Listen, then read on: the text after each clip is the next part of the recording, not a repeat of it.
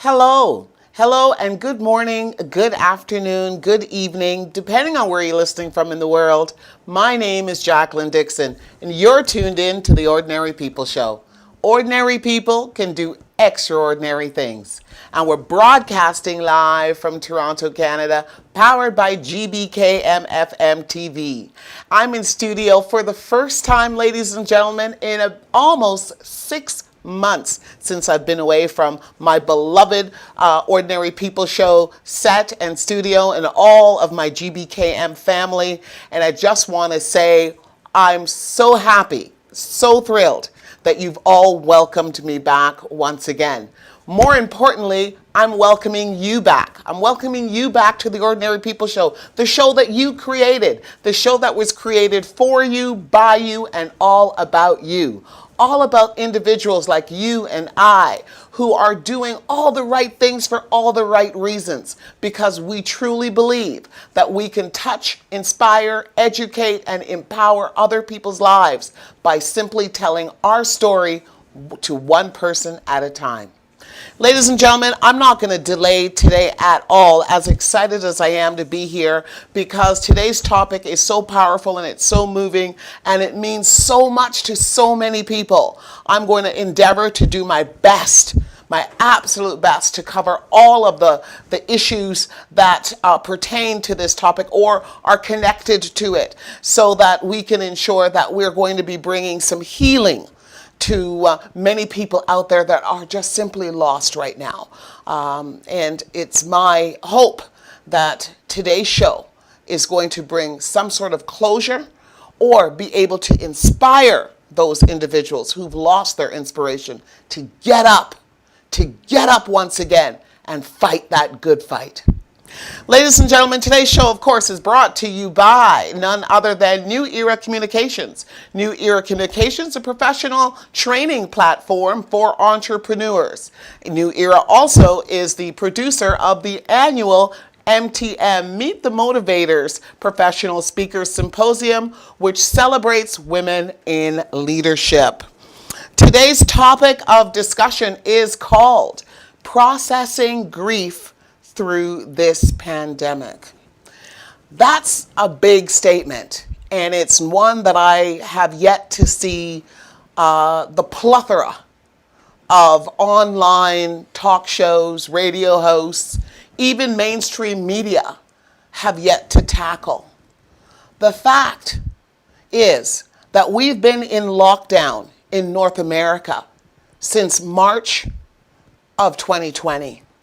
We are now just approaching November of 2020. During this period of time, ladies and gentlemen, get a hold of this. We have, as a global community, infected in excess of 10 million individuals with this disease, this deadly disease called COVID-19.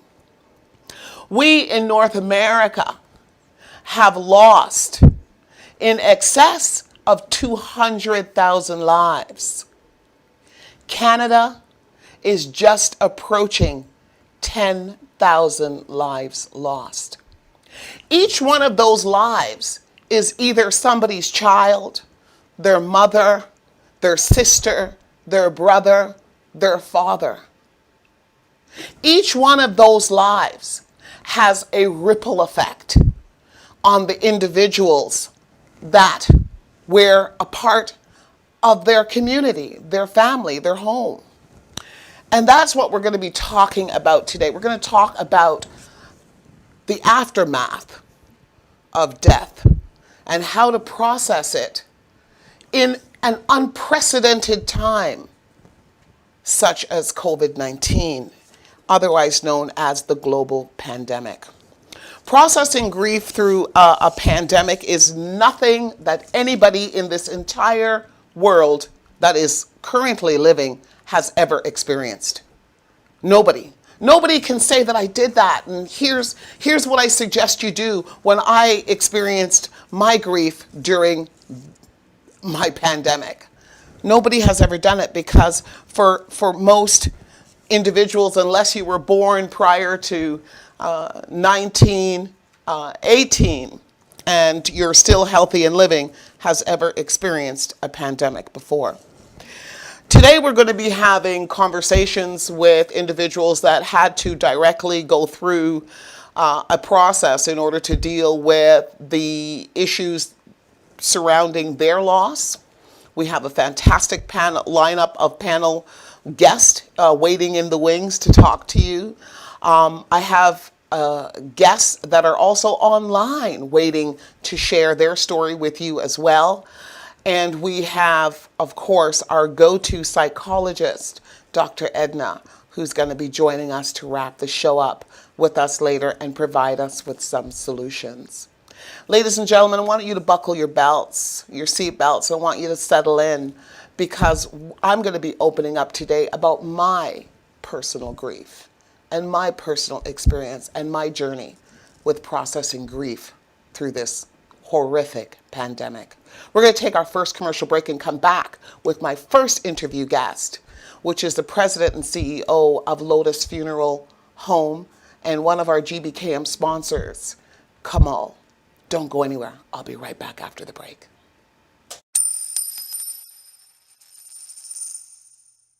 Do you know who you are? What is your name? Sometimes you wonder why and wonder how. Don't be alone. Just stay calm, cause even if you choose or not to. My child, recite the words of this ancient mythology. The wisdom I disperse in this verse, no apology. Memorized to keep you from evil theology. For you, the dark Ahuya denied your equality. See, for generations we perpetrated psychology. Divide and conquer each other, really lynch policy. You cannot build each other up, how will you build economy?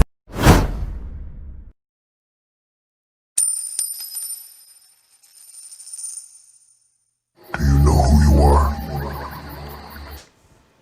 Hello and welcome back, ladies and gentlemen. Welcome back to the Ordinary People Show, and I'm your host, Jacqueline Dixon. So excited to be back in studio with you today. Big virtual hugs to all of my listeners, my viewers, local and worldwide. Ladies and gentlemen, on the line with me right now is the president and CEO of Lotus Funeral Home. He goes by the name of Kamal. I consider him not just a great member of the community, but also a friend. He's a friend to GBKM, and he is a previous sponsor of GBKM, and he's here to help us understand the new processes and that are in place when conducting funerals here in North America. Kamal, welcome to the Ordinary People Show. How are you today? I'm well, thank you. How are you, Jacqueline? I'm doing well. I'm managing. I'm managing. By the grace of God, I'm here. So, Kamal, we're going to jump right into this because we've got a lot of people that are grieving silently, and some people don't have the encouragement or the will to even discuss these matters of importance. Kamal, on May 31st of this year, I lost the biggest icon in my life. The biggest, most inspirational, most powerful, most influential person in my entire life. And that was my dad. How I lost this gentleman, I could not have thought up or dreamt up that scenario if you had paid me $1 billion. My dad vacations every year. He's did well for himself in his lifetime since coming to Canada in the late 1960s, when him and my mother arrived. My dad has done well, and he vacations every year like a lot of senior citizens. He had a vacation home in another country. He left to go on his annual retreat every year, which he leaves in around November, and then he comes back around April, of course, when the tulips are starting to come up and things are all well. But unfortunately, things didn't play out that way this year because of this pandemic. And when my dad was supposed to arrive back in Canada in April, he wasn't allowed. Because, of course, as you know, we were experiencing a global pandemic and all airports all borders were shut tight, and Canada was one of them. So unfortunately, this elderly gentleman over the age of 80 was trapped in another country. Although it'd be warm and all the rest, the point of the matter is he was locked out of Canada, and he was locked out of the health facilities that Canada has to offer. And we know what Canada has to offer. During that period of time, he took ill. And although I spoke to him on the phone sometimes 2-3 times a day, he ended up going into hospital. And that was my biggest fear, that he should end up in the hospital. For those of us who don't appreciate our medical system here in Canada, let me tell you something. You thank God for it.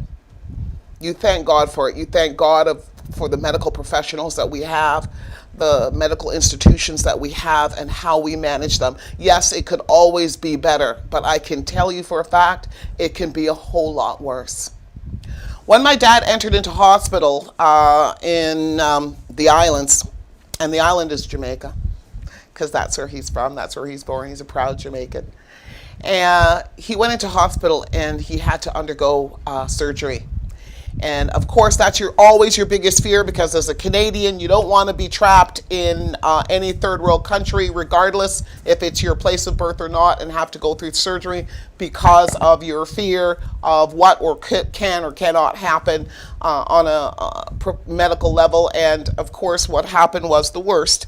Although he did make it through surgery, he didn't make it past the 24-hour recovery period following that surgery, and I lost him.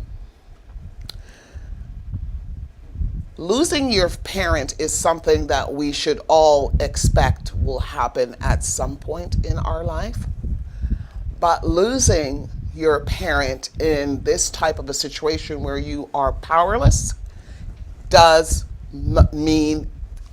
can bring a lot of trauma. The funeral services, which had to be held, of course, had to be held a month later, because I had to wait until the borders opened up before I could even be with my dad.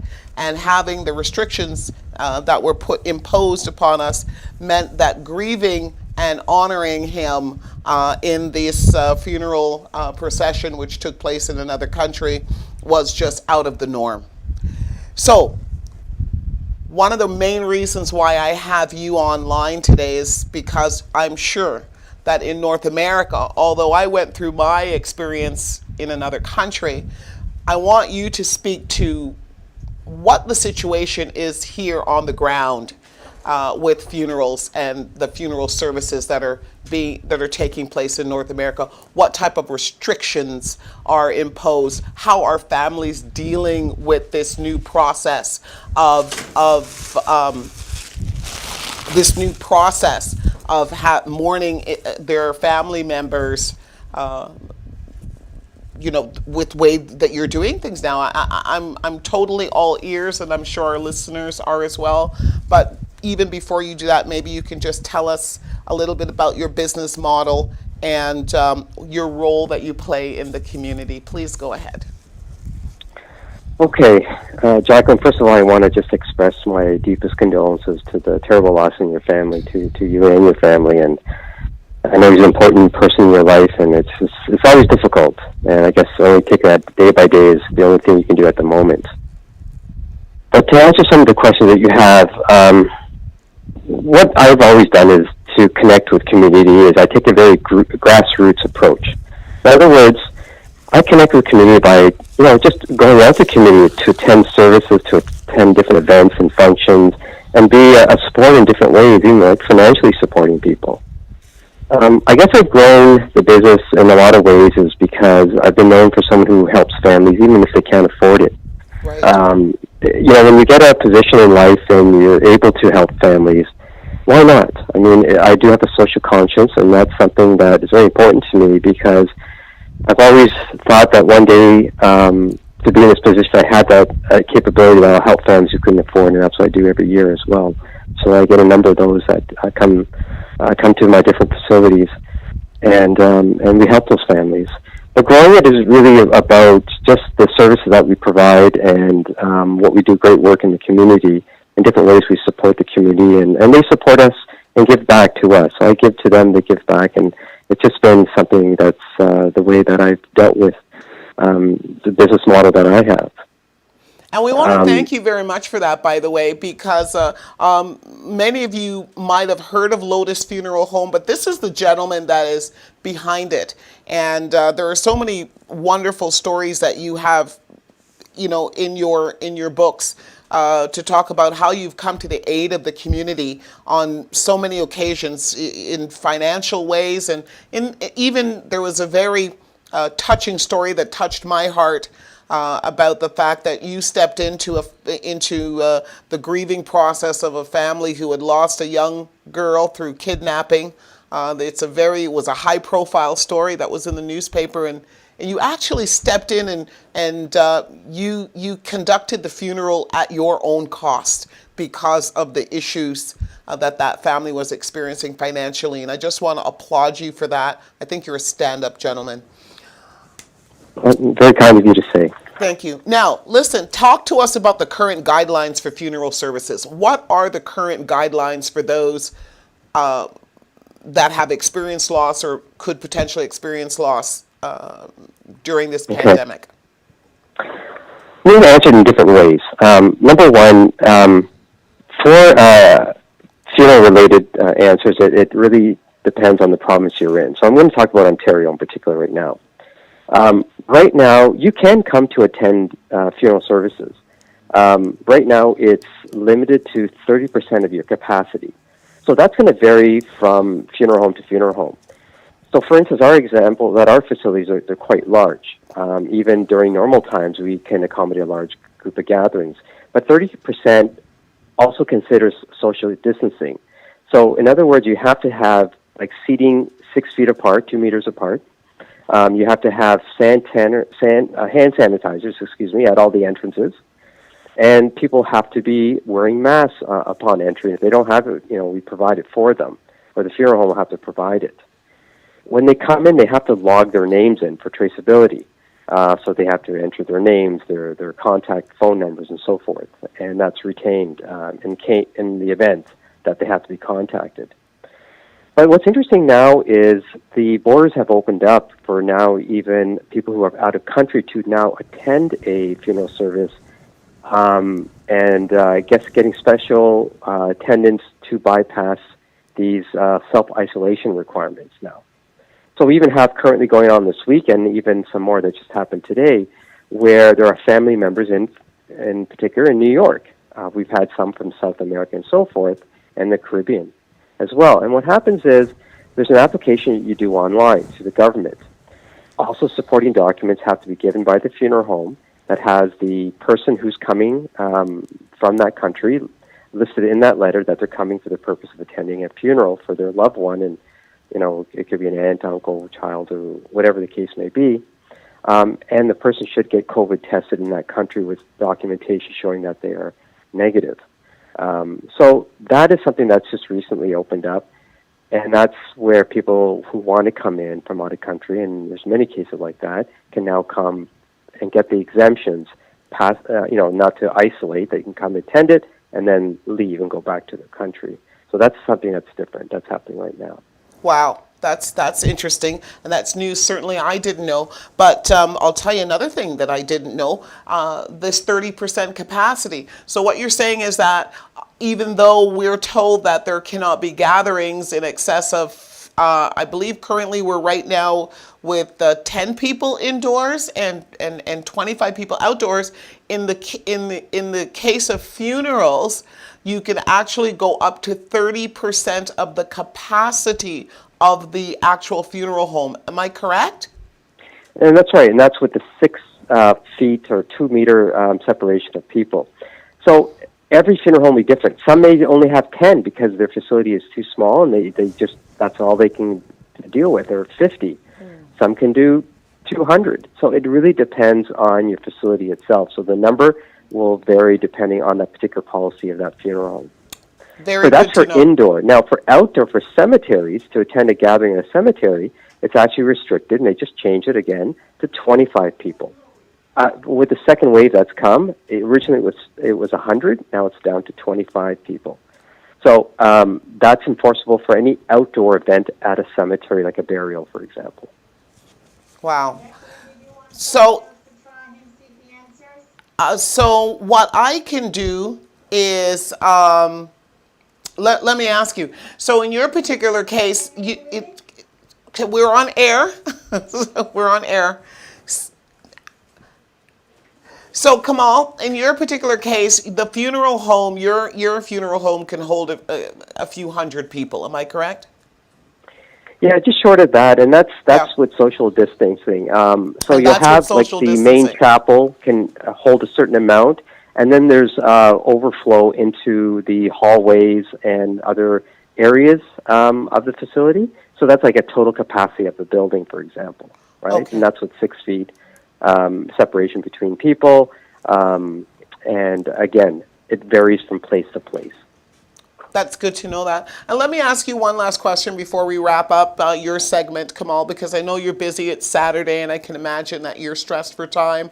I'm hoping to bring you back another time for an exclusive one-on-one, you and I, because I think that you have so much to share. So there are a lot of different things that are happening now for individuals who can't keep large funerals, or who are maybe they are conducting a funeral in a funeral home that doesn't have the capacity that yours does. And I'm speaking about the article that you wrote. You wrote an article in a newspaper that I thought was just absolutely phenomenal. And maybe you'll just tell us the name of that newspaper. Actually, it's the Wellington Advertiser. And you wrote this on April the 2nd, and it's called Grieving Through Social Distancing. And it talks about the fact that funerals are now being done virtually. Can you explain to us how that works, and if families have been taking advantage of this new procedure? How does that work? Well, what's interesting now is using technology in the grieving process. Traditionally people support each other by hugging and being there, present at an event such as a funeral. But through social media, using platforms like Zoom or FaceTime, WhatsApp, video, for example, Skyping, those are ways now people are having virtual funerals. So you may have some family at the funeral home, but those that are all abroad, or those who are not comfortable coming to the funeral home because of COVID-19 reasons, now can watch it in the comfort of their own home. So it's based on the technology that a funeral home has. For example, at our facility, we use a Zoom platform. It's very interactive. So even people from out of country can even have like a eulogy speech on video, and that's broadcasted through everybody in the chapel, for example. And that's video and sound. So they're watching the funeral take place. It's in real time. It's very interactive. So as people move to a podium, or the casket's moved out into our crematorium, because our crematorium is located in the building, the camera will follow you all the way, and so people can watch everything as it happens in real time. So that's what's now become an interesting part of this technology through these Zoom platforms and FaceTimes, that people can now share in that process, but not physically being there, but at least able to watch it at their homes. I think that's wonderful. That's an absolutely outstanding service that you provide. And I was able to watch one of these virtual funerals myself, and I think it does fill that void for so many individuals that cannot attend. Last question before I let you go, Kamal. It's not the kind of topic that you want to have at the dinner table, but it is a dinner table topic. At some point it will be. And the question is, when should a person start thinking or planning for their passing? When is it the right time to start thinking about the services and where it will, how it will be held and those matters? It's an interesting question, because I guess it really depends on your priority in life. And people experience different things. So someone who's actually gone through a funeral of a loved one, they start thinking about themselves. And that can be their motivating reason why they may want to maybe pre-plan, we call it pre-planning, or prepaying one's funeral. If they have aging parents and now they're concerned with their parents. It really depends on your situation of life. Face it, people in their 20s are not really, this is not on their mind right now. But as you age, you get into your elder years, it becomes something you think about because you don't want to really be a burden to your family. A lot of people think like that in different ways because when the time comes, it's such an emotional time where you're making emotional decisions, unfortunately, to plan a funeral. And sometimes that's not a good thing because you may make a decision that impacts you financially. That may not have been the right thing because you're making an emotional decision and not having all the facts and making a decision when everything is more calm. Also, the reason why people pre-plan or prepay a funeral is because it locks in today's pricing. So it may motivate you on an economical situation where, for example, I'll give you a perfect example. In 1979, I did a service for somebody who had prearranged their funeral in 1979, and they had prearranged for $1,900 as for a number. They passed away, I think, about last year. If they did the exact thing they wanted, it would have cost them $10,000. Wow. To do it at last year's rate. So they prepaid in 1979 at $1,900. So it gives you an idea how much costs go up because, costs of labor, costs of materials, everything goes up over the years, right? So it could be motivated by just locking in today's price. But there's so many different things. Like you just went through this thing with your father. He passed away in Jamaica. Well, a lot of people don't even know that. Let's say you wanted to bring your father back and have the service here because sometimes maybe 100 family members live in one country and they want to bring that one person back here as opposed to everyone, the 100 people flying to that one place where they passed. Well, there's even insurance that as low as $395, it's a one-time fee that it will cover the cost of bringing somebody back. So it's zero cost. It's a one-time fee of $395, but if somebody passes away while traveling abroad, to bring that person back doesn't cost anything. It's zero. Where if you want to bring somebody back, it's usually north of $10,000 to bring someone back. That's amazing. That's so absolutely amazing. It's very expensive to do it that way. For $395. That will cover the cost of bringing the. Now, in our case, it's an insurance. It's an insurance that it's not meant for everybody. But if you travel, let's say you're elderly, and there's no health questions asked. So even if you're not you're not well, they do not deny you insurance. So you have this coverage automatically. So you're traveling abroad on vacation, you're visiting family. God forbid something happens, then you want to bring you back. It's zero cost to the family because they've already have this insurance, and it's a one-time fee. So it's not every year you pay it; it's a one-time fee for the rest of your life. Amazing, so, absolutely amazing. So it's an education, really, it really is, because people don't know this, right? Right. And we unfortunately, every month we're bringing people back from different countries because they went abroad. Not so much now because people are not really traveling, but during the regular times, I mean, this is what happens in life, right? And no one knows, only God knows when these things will happen. Right. But it's unfortunate, and it's a major expense to a family. So that's why I'm just giving this bit of an education, because it really falls into this planning for the future, right? So it depends on your priority in life, really what you want to do in life. You don't want to be burdened to your family, so you think about these things, right? Or you've experienced a loss, and then you start thinking about yourself and maybe planning for the future too. Well, you know what, Kamal, this interview can go on forever and a day, and we will schedule another interview, you and I, one-on-one, so we can get more details on these various different solutions and options that you have just shared. But I'm blown away by it right now. The prepaying of a funeral, that's amazing. Only $395 if you were to buy the insurance to bring a body back from anywhere in the world versus paying $10,000. Now, in our particular case, we couldn't have done that because of the COVID issues, but and plus my dad was a very responsible gentleman. He took care of himself on both sides of the country, in both countries. So we had provisions. He had already had provisions there as well. but how many people are like him, right? So anyways, the whole point of the matter is it's been wonderful talking with you, and I thank you so much for taking the time. I hope my viewers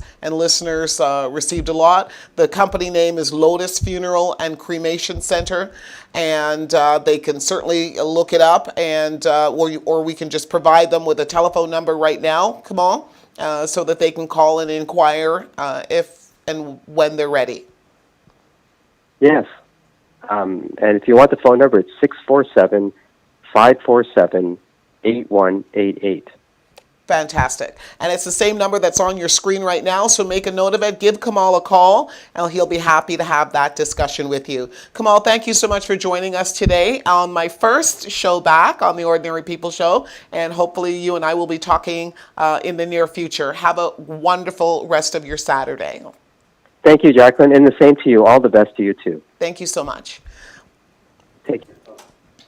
Ladies and gentlemen, thank you for joining me today. My name is Jacqueline Dixon, your host for the Ordinary People Show, and that was our first guest, but we have a lot more in store for you on this first of many shows on my return to the Ordinary People Show. Today's topic, grieving through this pandemic. We're going to take a quick commercial break, and I'm going to introduce to you our panel guests right after this very short break, and we're going to continue this discussion of healing. What is your name? Sometimes you wonder why and wonder how. Don't be alone. Just stay calm, cause even if you choose or not to. My child, recite the words of this ancient mythology. The wisdom I disperse in this verse, no apology. Memorized to keep you from evil theology. For you, the darker hue, you denied your equality. See, for generations we perpetrated psychology. Divide and conquer each other, really lynch policy. You cannot build each other up, how will you build economy?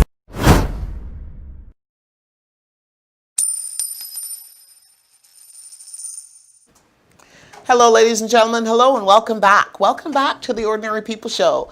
My name is Jacqueline Dixon, and I'm your host. And we're into the second part of our two-part series. This is one of two parts on grieving, the grieving process, and particularly grieving through this pandemic that we're in right now. And I'm happy to introduce my panel guest. Plus, I have a special visitor today in studio with me. We're social distancing here. And we're going to start with my in-studio guest first. Let me introduce my first in-studio guest, which is none other than for those of you Ordinary People fans who remember back in the day when we started the Ordinary People Show back, I think it was 2017. March of 2017, we launched the Ordinary People Show right here on the GBKM network, and I had a sidekick that day, which was maybe the ladies in the back can mute yourself. Ladies, we're on air. We have my panel guests are excited, and they're talking in the background there. But so my co-host at that time was Janet Lumley, and she's in studio with me today as our in-studio panel guest to share her story and her journey as well. And it's so awesome to have her because she's not only my guest, but she's also a great friend that I have for well over 20 years now. Okay, yeah, maybe longer. It's been a while. Before the kids, and now you're a grandmother. Right. You didn't even have any kids. Right. So that's what I'm saying. And then, okay. All right. So, and now let's introduce our guests that we have in the background because they've been chomping at the bits. They're so patient. We have three lovely ladies that I'm going to introduce you. The first lady I'm going to introduce to you is Ekta. Ekta is in the movie business. She's in the communications field. She's going to tell you a little bit about herself in just a minute. And then we also have Welina, who's a great lady here. She's a business lady. She's an entrepreneur and a great friend of mine. We belong to a sister network called IWB. And then, of course, we have none only than Miss Shift herself. Palmonia Gordon is with us today, and she's an entrepreneur as well. So Ladies and gentlemen, all of my panel members today, including myself, have a common interest and a common goal today. And that is to share our story, our strength, and our hope with you, with hopes that it's going to bring some sort of closure, some sort of inspiration, and of course, educate you on what it is like to go through grief due to loss during a pandemic. So I'm going to start with Janet. Of course, Janet, say hello. Say hello to the listeners and viewers, and maybe you can just tell us very quickly about yourself and the individual that you are here to honor and discuss. Good afternoon, everyone. Again, I'm Jeanette Lumley. Used to be a part of this family, but I transitioned onto in the same kind of business, doing something else. Media, yes. You've got your own show, I have right? my own show, Yeah. which is Reggaelution on the Move, and I must have to say thank you to Mr. Kenny, who is the CEO of this broadcasting. He has been there with me and been encouraging me, and I took his advice and started my own thing, which I must tell Jackie that she didn't know this, but when she reached out to me this week and asked me to be on this platform, I couldn't turn it down because of the topic today. But today I would have been launching my show for the first time since the pandemic. And I put it over till next week because I had to be here. There are many people since this millennium that passed away in my family. Many. Starting with my grandfather, niece, cousins.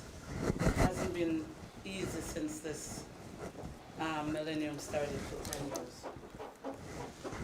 Surprisingly this morning, when I was preparing to come in here, I seen a post on Facebook about a great friend or a good friend of mine who passed away this morning. And I'm saying to myself, like, what is this? It's a reason why I have to be here. Now going back a little bit, dealing with something like death, it's not easy.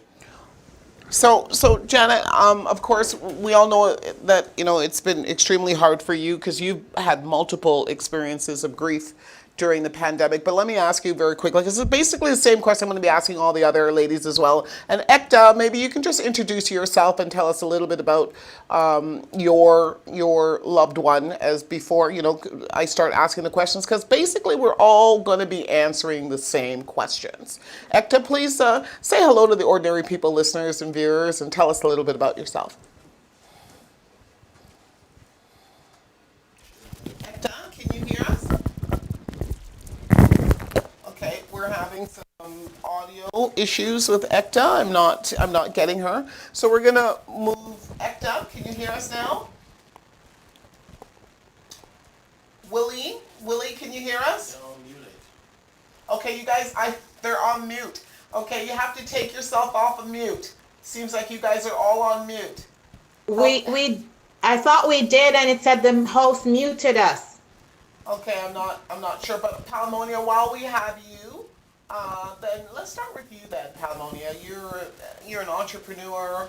You're a tough gal. You're a go-getter. You're out there. You're doing the things that we all need to be doing on a day-to-day basis. And you yourself have experienced something like what I've experienced. You've experienced grief just recently. Maybe you can tell us a little about yourself and the individual that you're here to honor today.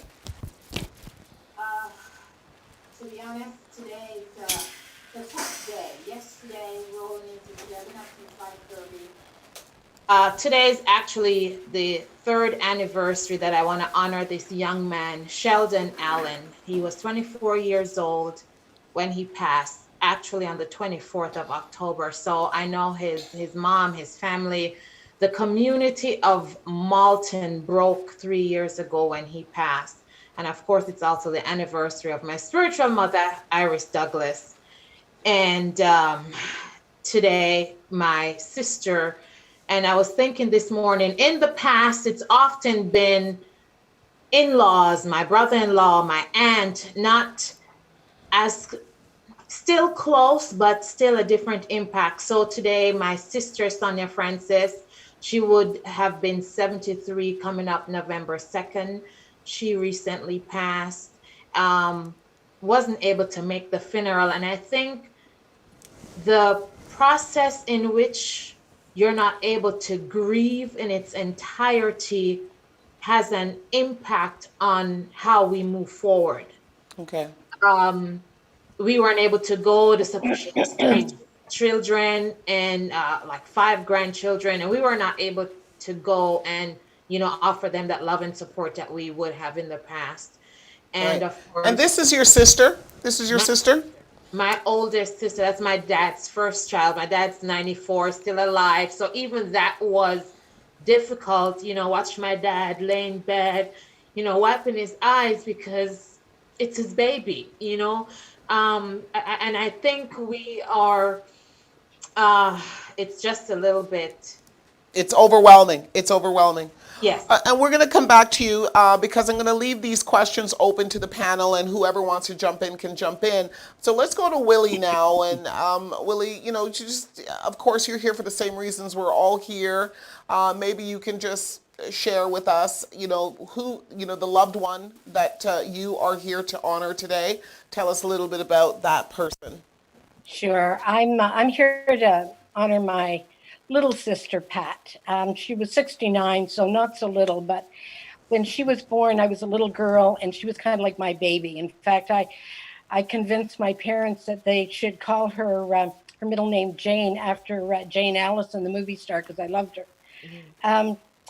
And just watching her grow up, and such a beautiful woman, full of love, full of the greatest twinkle in her eye, always mischievous twinkle in her eye, lived her life, a very difficult life, actually. She had many health problems. She had many addictions to medically prescribed drugs to help with her pain through her life. She never lost her spirit, and she never lost her faith. She was such an amazing woman, and to not be able to be with her, as Palmonia just said, to not be, and you yourself, to be there at the end. We knew the last number of months she was in a nursing home. She was fighting all her illnesses, but sliding. And not to be able to hop in a plane and go see her. And, I talked to a nurse one day, and I said, I just want to get on a plane and come. And she said, well, if you did, you couldn't get in because she's isolated. She can't be in there. And even she would get infections. And she was such a loving person to people. She just loved everybody, loved to be around people. And she would be isolated in her room for weeks on end, 14 days at a time, because she kept getting infections that she would not be able to be with the, even go to the dining room, be with the people. So watching that kind of grief and grieving that for her, with her, through it, was just very difficult. That must have been so painful. And not being able to be there with her. Going through that is probably the most grueling part of it all.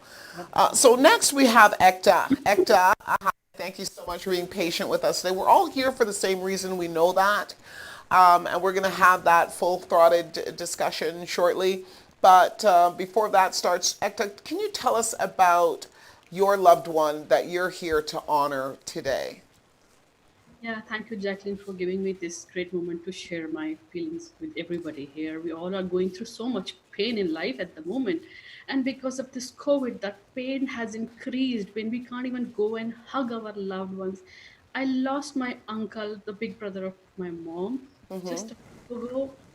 And it was such a shock because I had lost my another uncle also a few months back, and I wanted to go back to India, and I was waiting for this COVID to get over, but then it's increasing. And now I lost my another uncle, and it was a big setback for me. I wanted to just go fly over there, hug my loved ones, my cousins there. My uncle, a man with a golden heart and a sunshine smile. I always will miss him throughout. He'll always be in my heart. And I know for all of us, this phase is extremely, extremely difficult when we are all maintaining social distancing, living in isolation, away from our loved ones, and we can't even do all those necessary things which we should be doing at this moment. So I just want to give my love, my best wishes to my cousins over there. This is a good platform where I can pay my obituary to them, my obituary to my uncle, and love to my all cousins and my wonderful family back home. That's so beautiful. Thank you so much, Ekta. Ladies, it seems like we all have one thing particular in common today, other than the fact that we've lost a very important loved one in our lives. And that one thing is that we were unable to be there for them. We were unable to be there with them. And why is that? It's because we are experiencing what we call right now a global pandemic. And if not for this global pandemic, you would have been, I'm sure, on that plane, the first plane to India, Ekta.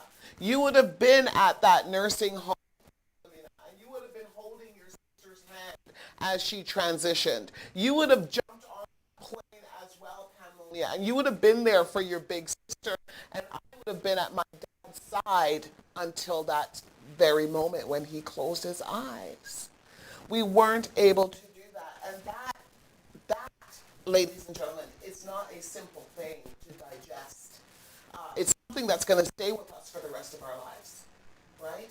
And when you're going through grief, as I have and have you have, you know, grief and mourning can be expressed individually as a family. It can even, you know, it's expressed as a community. And how long somebody grieves is going to vary on that individual and how close that loved one was to you, you know, what type of a connection they had to your life. And as I put in my post, for those of you who follow me on social media, grieving the loss of a loved one, especially through a pandemic, it just opens up a whole roller coaster of emotions that you go through, and you go through them on a daily basis. It's a daily thing. You've got anger, of course, the anger of not being able to be there and not being able to fight the obstacles. And this is what I want to hear from you, the roller coaster of emotions and how you're able to deal with it. And then we're going to take just a quick commercial break because Dr. Edna's on the line with us now, and she's going to be sharing some solutions with us as to how we can deal with it. But for my panel members, so here's my first question. You know, what type of an impact did your individual, your loved one, have on your personal life? And anybody can start first. What's the biggest impact that person had on your life? Well, I back to my little sister, when she was still a teenager, I had become a single mom, and through divorce, not through anything else. And she came and lived with me, and she was a caretaker, helped me with those children for those few years. And she was the fun parent figure, and she was the one that kept the house lively and cheerful, as I was dealing with many things at the time myself. And when I think about her whole life, I just think about this amazing woman that kept showing up when you needed her, and I knew that I could always call. That's wonderful. Unconditionally loved you, no matter what. She was there for you, and just an amazing, loving individual that just poured love into my life. Right. Beautiful. That's beautiful. Anybody else want to share about the biggest impact? For myself, Sonia, my sister, a fighter, just someone who she just fought through everything. We have no one in our family ever travels without going to Sonia's house. There were times if I made it to Maryland and I didn't make it, she would call me. I can't believe you come to Maryland, because she was in New Jersey, and you didn't come see me. But she was just a home that you go and you kind of cook and you sat and you ate, and just have that sense of community. And the other individual that I'm honoring today is Sedi Alima Edwards, my brother's stepmom. And why she's special is that she passed at 104, but she's been blind for the greater part of 30 years. And I admired her ability. My brother said the only way he got her, she passed in the US. He said the only way he would not have been able to take her is when he got to the border if she told them he was kidnapping her, because she was just so resilient and resourceful. She lived on her own. She cooked. She did everything. And it just reminded me that it doesn't matter what life has poured, both of my sister and my brother's stepmom, no matter what life pour at us or tossed our way, there's a way to overcome. Do we Amazing. take back and wait and see and says, okay, which way do I go? And I think that's what both of these individuals have taught me throughout life to, if you take a moment and you pause, then you find a route that works and works well. Wonderful. Anybody else? Yeah, I just want to say, so my experience with many family members, as I said earlier, since the pandemic started, I lost a very good friend of mine. And it impacted me so much because he was my daughter's godfather. And when his daughter reached out to me and said that he passed, I said, what happened? Apparently, they brought him to the hospital, and because of COVID, he went on his own there, and the same day, they called and said he passed. So no one was there with him when he passed. He passed away on his own, and even for the funeral. No, I had to sit into a room watching this on a Zoom. Yeah, nobody could go there, just 10 people, including the funeral people and family.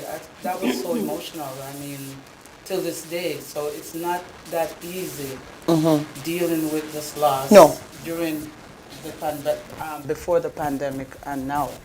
Yeah, You know, even definitely. although, you know, it's difficult, it's better to be there, you know, as part of it to see them go. But during this pandemic, it's not easy because I've experienced it. Wow. Wow.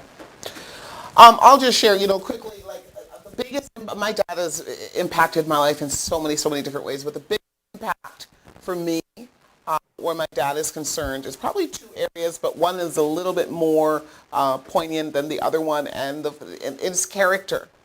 And my dad was a man of character, and he believed that your character should speak for who you are. And there's this thing that we said, like, may your character precede your presence. That means when they hear that Jacqueline Dixon is coming, or they hear that Palmonia is coming, or Janet Levy is coming, may your character precede your presence. That's how big and your character needs to be, so that it stands for something. And that's probably one of the biggest things. And then the other thing my dad always wanted to make sure that all of his children did was that you never get into, make sure that whatever profession that you are in, you become the specialist in that profession. You become the go-to person so that you can't be compared to others. And I always kept that as well. So, ladies and gentlemen, we now have on the line with us, I was just told, Ekna, we're going to start with you first, okay, because we didn't get you in. I was told that we have Dr. Edna on the line, who is a clinical psychologist, and she's my go-to mental health expert, and she's on the line with us now. Welcome to the Ordinary People Show, Dr. Thank you, Jacqueline. Thank you, everyone. Just call me Edna. That's fine. Jacqueline's more or less a sister now. And I appreciate the invitation. And I've been listening to the contribution from the panelists, and so I will be able to add my own 2 cents to what you've been talking about. So last year, I also lost my sister. And that was really shocking, and that was really sad. So I can empathize, at the same time also sympathize with the struggles of grieving. The process of recovery isn't easy, and so I understand what everyone is talking about. I know you want me to talk about, and Jacqueline, please feel free to stop me at any point. I know you want me to talk about the coping. However, I just wanted to highlight on a few uh, psycholo- highlight on a few of the psychological impact that we may encounter. So from the little discussion that I've heard, I think a lot of people are going through the bargaining process. The bargaining process is the third stage of grieving. It's a psychological stage. So in the bargaining process, you'll be telling yourself, what if? Maybe I could have done this better. Maybe if we had such a second opinion, or if I had stayed with my dad or stayed with my mom. And it's normal for human beings to have that thinking process. But I also want you to be aware that um, most of the time there's actually little that we can do if we truly understand the meaning of death and dying. I think with the depression, I could sense it from the kind of description and then the tone of the voice, the emotions in the voice. I think Jacqueline and the other lady, I could pick that. And so that is also there. But you can also understand that having depression, especially the secondary type of depression during grieving, is important because it is very subtle and it is private. In this case, you give yourself the opportunity to actually feel that emotion so that you are able to come to terms with the passing or the transitioning of that loved one. I don't know if anybody's at the stage of acceptance, which is the last stage. Acceptance meaning that you've actually, they would say, bring a closure, but I don't know if you can really bring a closure to that. But what I would say is that, like, personally, coming to a point where you bid farewell to that individual. It can be a physical thing, it can be a spiritual thing. That is so Any powerful. comment, question on that? Then we can go into the Yeah, coping. I'm going to start with Ekta. Ekta, you heard what the doctor just said. That was what a huge eye opener to actually categorize my emotions in that way. The bargaining, absolutely. I'm sure we've all been there. Maybe some of us are still in the bargaining phase. What if I? Could I? Should I? If I had only. Um, I still think I'm still battling the bargaining stage. I Mm-hmm. know I'm not at the acceptance stage yet. I know that. Mm-hmm. But Mm-hmm. Ekta, please share with us or talk to the doctor about anything that you would like to discuss. Yes, certainly. I completely agree with Dr. Edna when she said Can you grieving is. please raise your volume a bit? She wants you to raise your volume, please. My volume is full. I think there's something wrong from the background of your studio. They have Oh, she might be Mm. having trouble. technical volume. I can hear her. Please, Jacqueline, I'm can having you hard please time repeat what listening she to you said? guys as well. Yeah. Can you hear me? Yes, No. yes, yes. Oh, thank you. Okay, maybe I Okay. can just translate for her, but go ahead, Ekta. Okay, I said I completely agree with Dr. Edna when she said grieving is very personal. Yes, what you feel is within you. It's in your heart. You may say that you're sharing, you're talking, but it's only within your heart. And at times Mm-hmm. you lack the words to express how you feel, but it's only going within your heart day and night. You sleeping, you're getting up, and you're just thinking with something or the other related to that person, to your loss of your loved ones. And you always like feel, maybe I wish if I was there, I would have attended the last rite, maybe I would have given him a nice hug, I would have seen him for the last time. That vacuum, that thing will always remain in my heart for long. And certain times I feel this thing doesn't go away. You just get busy with your other things in life. Certain losses remain in your heart forever and ever. What do you say, Dr. Edna, about it?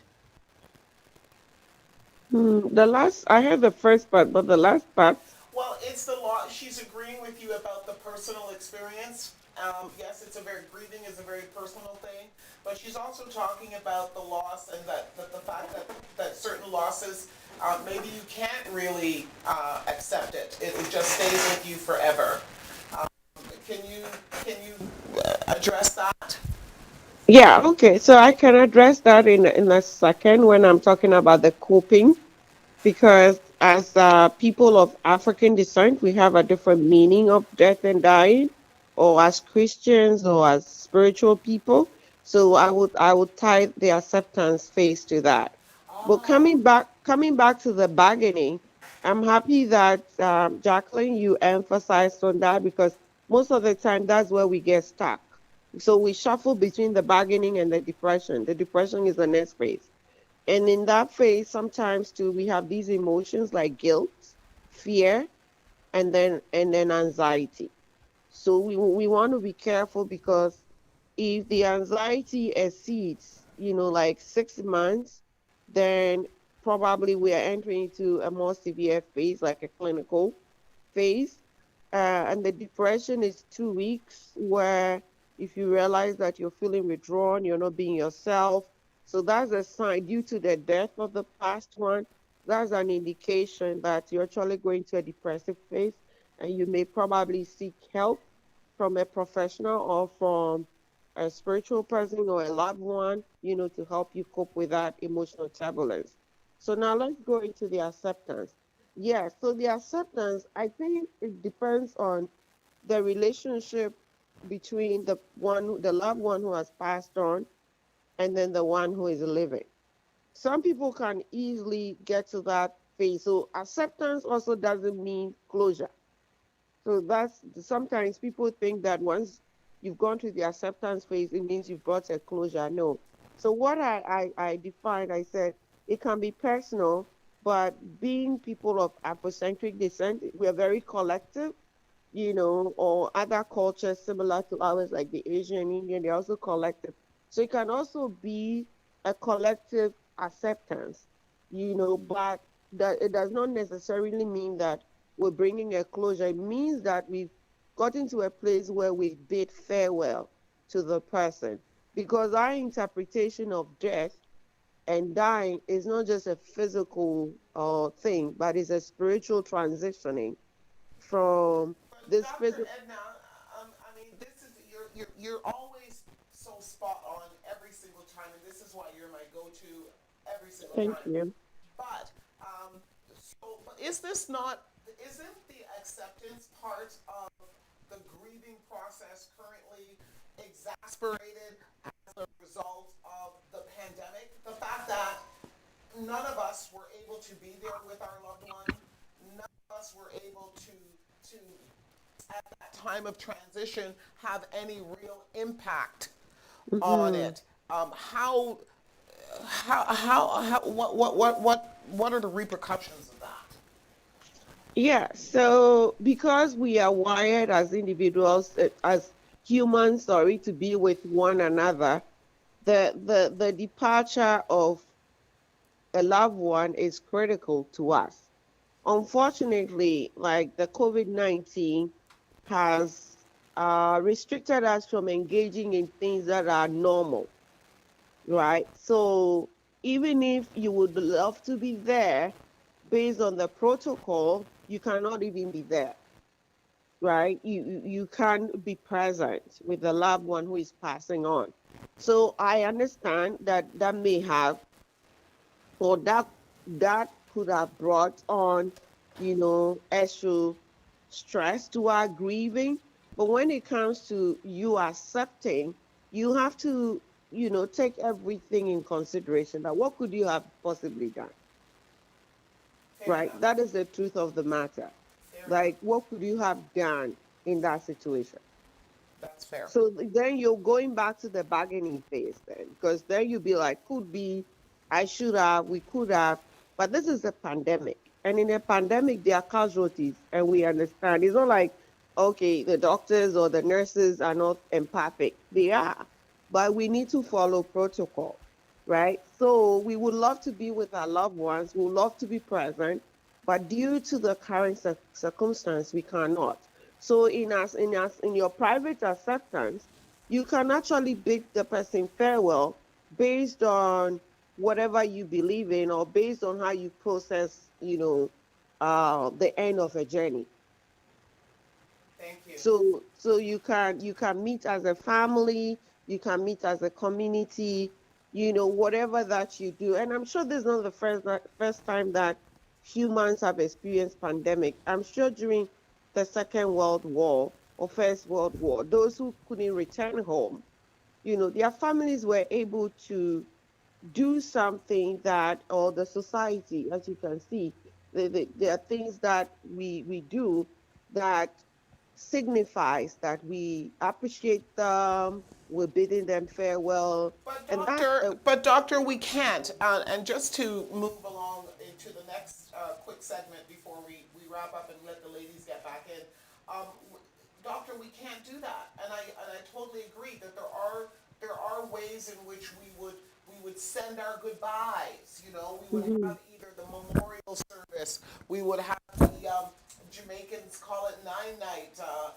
There's all kinds of different ways that we would celebrate their passing. We cannot do that right now, and this is why I say that the pandemic has exasperated I the grieving understand, process but even more.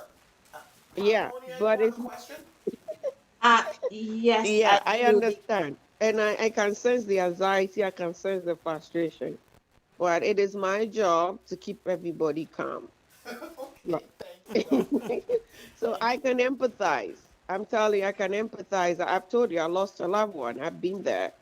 I've lost people in this COVID, and I can see the frustration. But if we don't, stay grounded as we are as humans, then our emotions will take a toll on us, and things might become worse.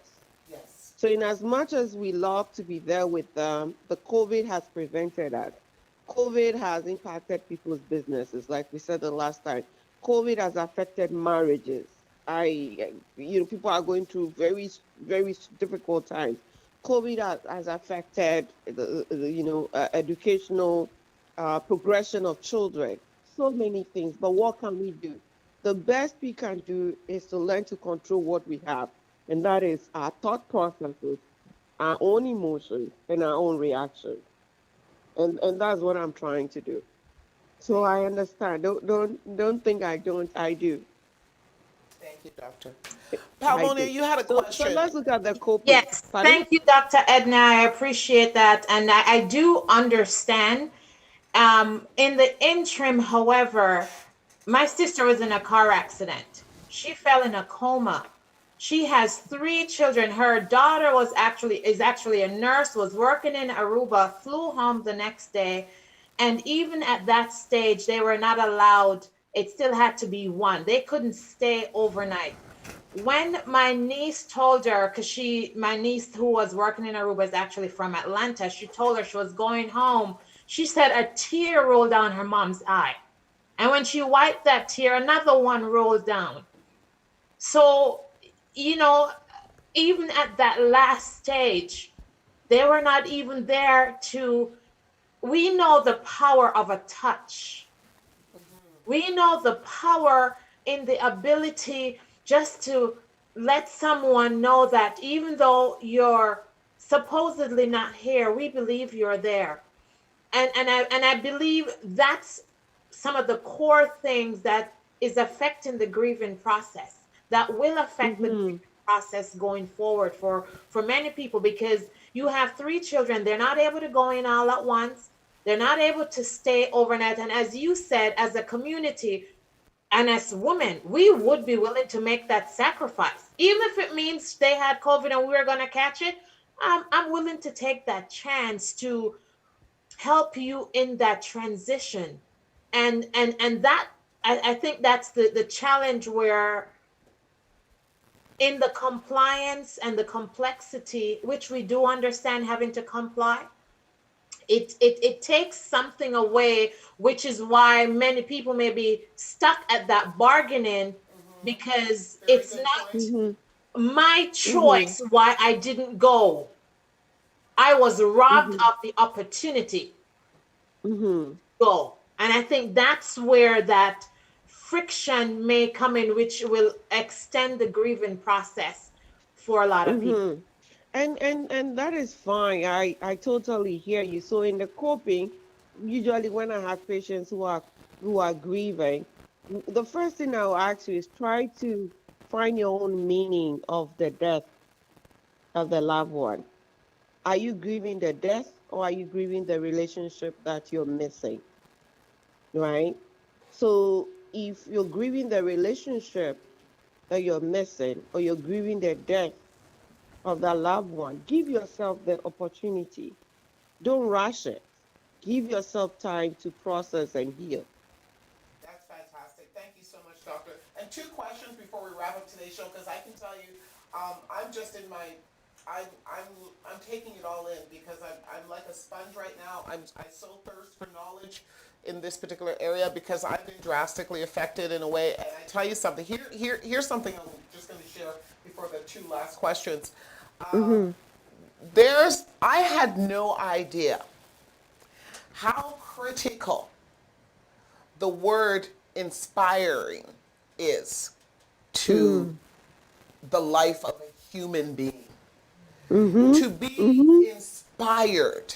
Mm-hmm. Now, it's one of the mantras that I use for my show. In actual fact, Ordinary People Show, we're here to educate, inspire, and empower. I had no idea how, what a role the inspiration part of it plays on a human being's life. I was not inspired to get up. I was not inspired to return to my life. I lost my inspiration. And if you lose your inspiration, you might as well be dead. Mm-hmm. Because it's your inspiration that is the driving force behind why you do what you do. Do You exactly. are inspired to help. You're inspired to take on the challenges that life faces. And if that inspiration should ever die in you, I pray. I can tell you when my biggest fear was that I would not get my inspiration back. And but I thank God today I'm here to tell you that I am. I'm once again inspired. Amen. It came Mm-hmm. back. Very Mm-hmm. slow process, very long, but I woke up one morning and I can almost remember the morning when I felt inspired again. Mm-hmm. And Mm-hmm. Mm-hmm. it's just critical. It's a critical Mm-hmm. element in our lives. So the question here now, ladies, is this, or doctor, and then I'm going to ask to end up with the ladies. Doctor, when is it, at what point, as you heard me explain to you, it was, I went months without being inspired, months and months. At what point in our lives or through our grieving process do you recommend that individuals seek help? Do you just sit around and wait for things to happen? At what point should an individual recognize that they need some help? Yeah, so I would say that if you realize that maybe after a few weeks of the person's maybe passing, burial and everything, and you're not able to move on with your daily functioning. So let's say you're exhibiting depressive symptoms, you're not excited, like you said, you're not motivated, or you're excessively worried, and you're anxious about life, you're asking yourself some existential questions that do not make meaning, your optimal functioning is down, you're feeling withdrawn. I think in that moment you have to seek help, right away. However, even right at the time of the passing, you feel like you don't need psychological help because of whatever that is. Try as much as possible and talk to someone. Talk to a friend, talk to a loved one in the community. Don't do it all by yourself. Some people say they're able to do it all by themselves, but that portion of percentage of people is very small. Most people need people. So connect yourself with people, And then once you're settled in and you feel like you're ready to seek psychological help, do. But right away, if you think you need psychological help, seek help. If you think you will need help from the community, seek help from the community. One of the things that you have to understand is people grieve differently. Some people, their grieving is delayed. And that can be a little bit tricky and actually more adverse than people who grieve right away. So we have to be patient with one another and allow yourself to feel the grief as it comes. So don't rush it, don't push it. You know, there are different ways of seeking help. It all depends on the individual and the kind of help they need. Thank you, doctor. Thank you so much. And ladies, we're going to wrap the show with a business question here now because you know what? Guys, it might not be pretty, but even death has a business element to it. It does. And as you're going through your grieving process, you're going to have to also deal with the business part of passing. And the business part of death is like our previous guest Kamar talked about. It's about the pre-planning of your passing, pre-planning your funeral. It's about your will. It's about your estate. Like myself and my siblings, we had to get ourselves involved in dealing with my dad's estate. And like so many other people, and at a time when you're mourning the loss of somebody, you don't want to get involved with that kind of stuff. Like I don't want to talk about the estate. I don't want to know where the property is or where the money is. That's all a part of the process. But there are two of you ladies on the panel that can help individuals not have to deal with the nitty-gritty of that part of the grieving process. And I'm going to both give you your turns because I love both of you. And I can attest to what you're going to talk about, and you're going to talk about the business that you're in. And the reason I can attest to it is because I'm a previous client of this particular business, and it's called Legal Shield. Okay? And it is a program that allows individuals to plan ahead for their wills, their estate, and at a very, very minimal cost. And so that when that time comes, as it's going to come with all of us, it can just take that much stress off.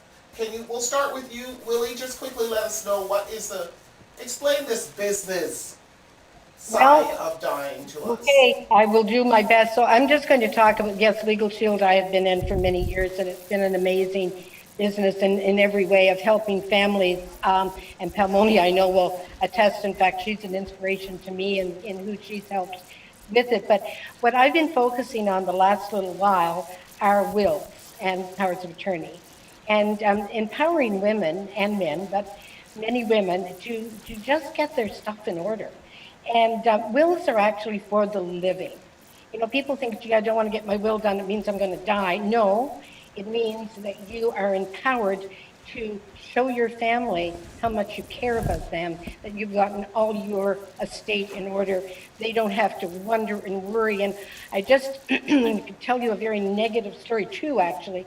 When my sister was actually dying the first time, which was 2.5 years ago, I had to take from my brother-in-law the responsibility of saying whether to remove life supports. She was in a coma for 2 weeks, and they said she couldn't go longer. And so that was the most difficult day to date of my life, to take that away from him because he was very ill at the time. Then they told us we had to plan a funeral. What did she want? We had no idea. We're sitting with the funeral director, and my brother-in-law said, well, I don't think she wanted that. And I said, well, you know what? We don't know. We have to go with what we've got. Now, fortunately, from that, she didn't die. She actually was the hospital miracle at that time. She did wake up. However, when she did die, we had that all in place. So that was the thing we didn't have to worry about. The funeral director had all the records, and we had her powers of attorney. We had everything in place this time. And then I look at another friend of mine, a dear friend of mine, who's going through the death of three of her brother-in-law, her brother, and her sister, all in the last 6 months. One had a will done properly. One had a will, hadn't had it executed properly. The other one had no will at all. So he was the first one to die, totally by shock. His brothers couldn't even get into his apartment because there was no document to say they were his brothers. Wow. They still haven't been able to get into his phone. They still haven't been able to tell people. They've had to have the lawyers, legal shield lawyers, thank God, write letters to get things moving at all. Imagine what would happen to your family, and I'm being very direct now, to your family if you died suddenly and you had nothing done. Nobody knew where your passwords were. They didn't know where your bank accounts were. They didn't know what you owed, who you owed. They knew nothing. They didn't know what your wishes were. They didn't know if you wanted to be on life support or not. They didn't know, did you want to be cremated or not? They knew nothing. Don't let that happen to your family. Get your wills done. Palmonia and I both sell that product. It's like $1 a day, for goodness sake. You can take care of all of this. Be empowered yourself. Do something that you can do in that time that we've got in this new normal that is a positive step, not a negative, a very positive step, and empower and strengthen your family. Thank you so much. Well done, well done. And Palmonia, jump in and put the icing on the cake on that one for us, dear. Let us, tell us, this isn't an option. I don't think this is an option. Having a will is not optional.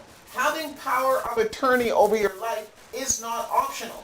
You need to have these things in place. Just like you need a driver's license, you need a will. Because bad things happen when there is no will. Go ahead, Palmonia. And thank you, Jackie. Well done, Willie. The education piece is the most important aspect, and that's what we bring at Legal Shield. Because most people are not aware of what it is that they have. I have one member that her husband was sick and she needed a document from the Canadian government, and they told her no, even though she was his wife. Wow. So many of us have the automatically belief that because we are a spouse, we automatically become entitled, and that's where the shock can occur. Again, many of us are entrepreneurs, we're building business owners, and we're building something, a legacy for our family. Now, if you have taken the time to build the legacy, why would you then seek to hand it over to the government by not putting a document like a will and a power of attorney that tells you exactly where you want it to go? That was the first thing for me, because I had 5 children. My dad, who's 95, my kids, I had to make sure. So if we really love and we want to ensure that what you are working for goes the way you actually desire, who do you want to impact? Yes, they could get it. But if you have a child that's in school that needs to get to college, and the government ties your things up in probate for years, what good is that then? Wow. So it's just wise and sense, and for $1 a day, as Willie said, yeah, you can have the peace of mind to wake up and smile and said, you know what? It's a great day. I love my family, and I have done everything to make them aware of that. Thank you so much, Palmonia. Thank you. And Ekta, I'm going to give you the last word for today's show, but I just want to echo the sentiments of Palmonia and Willie. If you don't have a will, if you haven't started the process of creating a will or a power of attorney, these two ladies are available to discuss that with you. And it's just like they've said, it's pennies. It's realistically pennies in order to put this in. It's a one-time thing. It's not like you have to do it, every month. You just take the time to do it one time, and then rest assured that things are taken care of, because you don't want to put your family through this agony if you do not. So Palmonia and and Willie, then if you can just make sure that you put your information into the comments on the feed, and they can choose to get a hold of you, and I will also put the information out as well. But we're going to say goodbye to Dr. Edna. She's such a darling, and she's, again, my go-to mental health expert. Dr. Edna, we will have you back on the Ordinary People Show again, I'm sure, in the near future. You might even see me in your chair. I'm trying to get in your chair. I'm not too. I'm trying to get in your chair right now. Thank you. I just want to say one thing though, that in a pandemic, it's important that we take care of ourselves and keep loving each other, keep loving the ones we have. And death is painful, but it also brings a sense of meaning, and it offers us purpose and direction of life. So it tells us that we are not here permanently, and therefore we need to focus on why we're here, love one another, and take care of ourselves. So that's like my last piece. Thank you so much. Thank you for inviting me. You're very welcome. Dr. Edna's information will be put in the feed as well. Edna, I want you to close us out today. My producer has just been so gracious to me. Maybe it's because it's my first day back. I'm sure he won't do it again. He allowed me to go over time, but you girls were worth it. Edna, I want you to close us out today and tell our listeners and our viewers, whether they're watching it live or they're watching it on the rerun, as many of my viewers do, what is your message to anyone out there right now that has lost a loved one and is struggling with grief? What is your message to them? Thank you, everyone. Thank you, all the beautiful ladies there, for sharing your thoughts and important information as well. And thanks to Dr. Edna. Her words were really strength for me as well. Yes, life is not permanent. One day we all will live. We all will go to heaven. Almighty will call us, everyone, one day. So we all should make worth living. Be kind, be compassionate to people around us. If we cannot help them, at least not bring difficulties in their life. Especially if you see anything going wrong in your neighborhood, in your contact, go reach out to them. We don't know what the other person is going through, and maybe just pressing a doorbell or just lending a helping hand can bring a change in their life. Pandemic has brought a lot of changes in our life. We all are going through so many unexpected things which we had never thought, we had never imagined, but we all are going through, and we all are living and facing it very strongly and boldly. And I wish all the ladies best of luck with everything that you do in life, and stay safe and stay strong and face this pandemic with good strength. Love you all. Thank you so much. Thank you, ladies, Wilhelmina, Palmonia, and my good friend Janet, who's here in studio with me. I just want to thank all of our listeners and viewers. Thank you so much. Big virtual hug, and thank you for welcoming me back. And may God, in Godspeed, may every one of your wishes and dreams come true. Cheers. Thank you, guys. Have a great week. Thank you. You too. Bye-bye. Thank you, Jackie, for being. Do you know who you are? What is your name? Sometimes you wonder why and wonder how. Don't be alone. Just stay calm, cause even if you choose or not to. My child, recite the words of this ancient mythology. The wisdom I disperse in this verse, no apology. Memorized to keep you from evil theology. For you, the Akahuya denied your equality. See, for generations we perpetrated psychology. Divide and conquer each other, really lynch policy. You cannot build each other up, how will you build economy?